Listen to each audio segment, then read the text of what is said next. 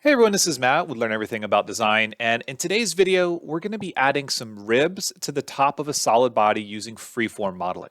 Now, this is something that we have done in the past where we talked about creating this sort of ribbed feature directly in forms and turning it into a fan blade on a PC fan. But recently, a video from Fusion 360 School popped up in my feed talking about adding a crease using surfacing tools. And I thought this was a really cool technique, but it does have its limitations when we're talking about surface geometry to get started.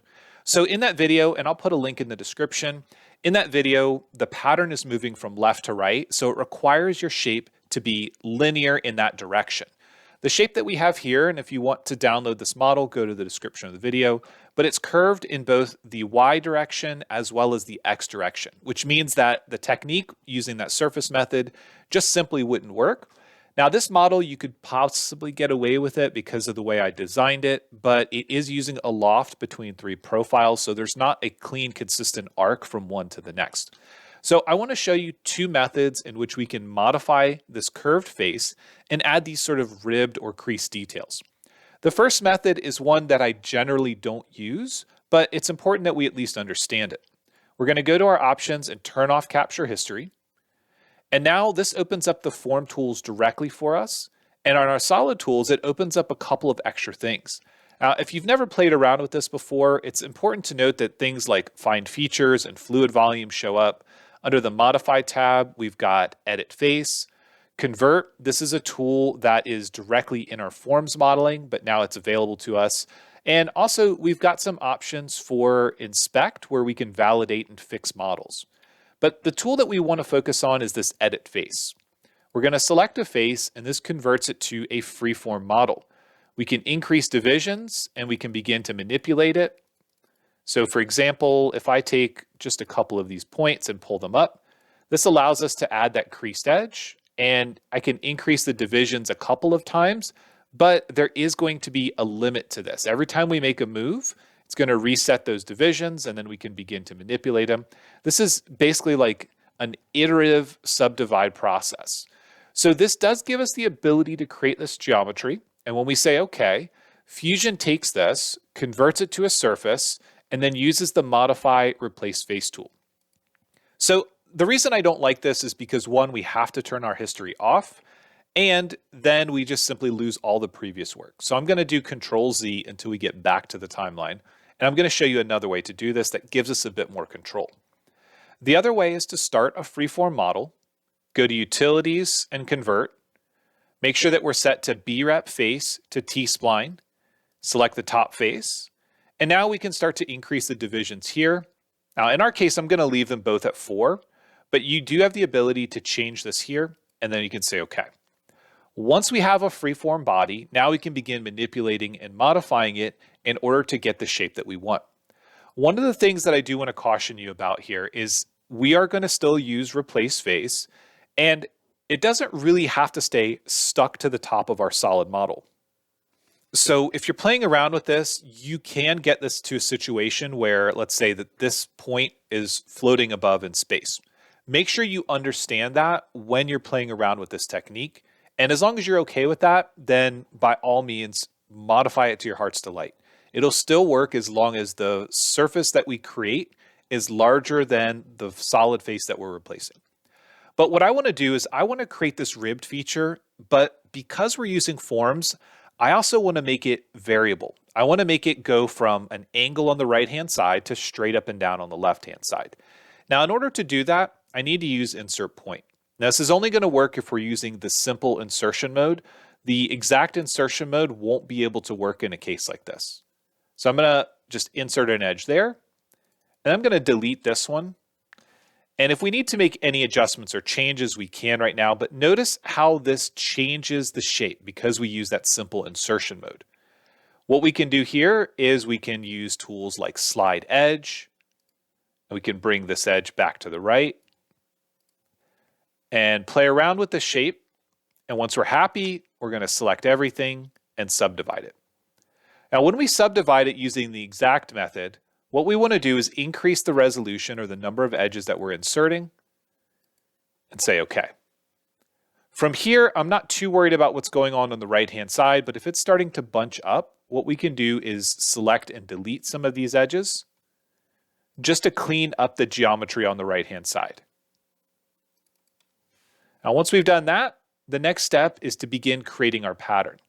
Now, if you want more resolution than this, you can always go back and subdivide it again. Select the number of edges that you want to insert. And now we've got quite a bit more resolution to play around with. What we're going to do here is we're going to begin selecting a couple of edges. And then we want to skip a few. In this case, I'll skip 3. And then I'll make another selection.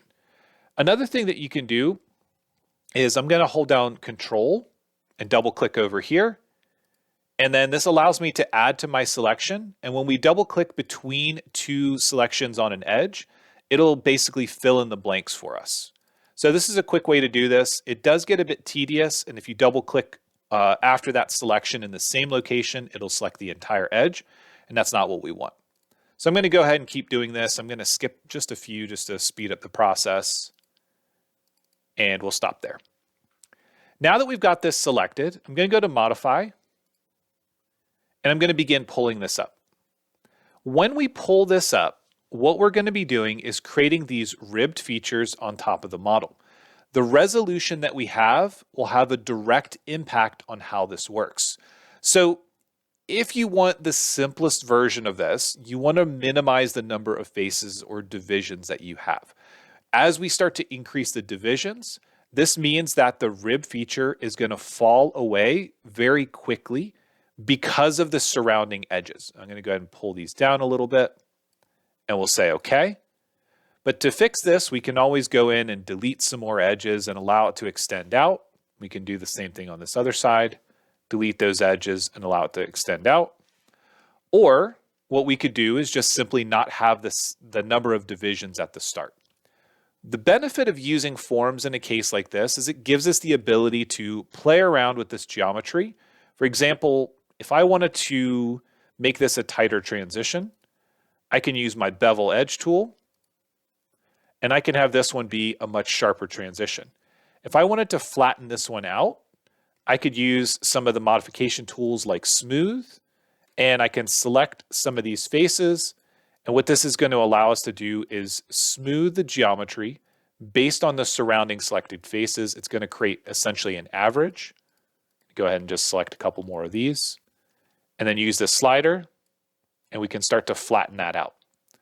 So this gives us, again, a lot of creative freedom to be able to create these types of geometries without the need to do it parametrically in a sketch. Now, after we're done with this, what we can do is go to Modify, Replace Face, select the top face of our solid, select our surface, say OK. And then if we hide the surface body, the top of our solid now has those features in it. Once again, you will need to be very careful about the divisions that you have here. So in order to show this one more time, I'm going to go back to my freeform model. I'm going to create a new freeform model, convert the top face. And this time when I go to subdivide, we'll select everything. We're going to use exact, but this time we're going to increase the number of faces in the length direction to 8. So we already have a lot fewer faces here. Then we're going to select individual vertices. Just going to move along, skipping 2 each time this time. And then when we do edit form, I'm going to turn on soft modification. What this allows me to do is determine the number of faces away from my selections that we want to influence. So for example, if we leave it as is, as we start to pull this up, this gives us a very soft or general pattern. Let's go ahead and bring that back down. If we use a number of faces, we can decrease this. Let's say that we want to go 1 in each direction. This is going to give us a sort of an in-between, a little bit of a tighter transition, but again, it's dropping away. Let's go ahead and pull that back down. If we turn off soft modification, then we're simply pulling up these individual vertices to create that ribbed feature. Now, if we want to add to it, so for example, hold down the Shift key, and let's go ahead and add some extra vertices just on the middle 3 points, and go ahead and pull this up. Now we're creating this sort of variable pattern where the ones in the middle are wider, And again, to expand on that, we can hold down Shift and add just to the 2 in the center, which makes the 2 in the center longer. The next set is a little bit shorter, and then the ones on the end are shorter still. So again, this gives us a lot of control and freedom over this. We can still go back and use tools like beveled edge if we want these to have a tighter transition. You can play around with this distance value here, spreading them out, tightening that up, and then finishing the form. And once again, we can go back to Modify, Replace Face, select our surface, and this allows us to turn our solid body into a solid body that now has this sort of organic creased or pinched feature on top of it. So once again, I'll put a link in the description to this file so you can play around with it.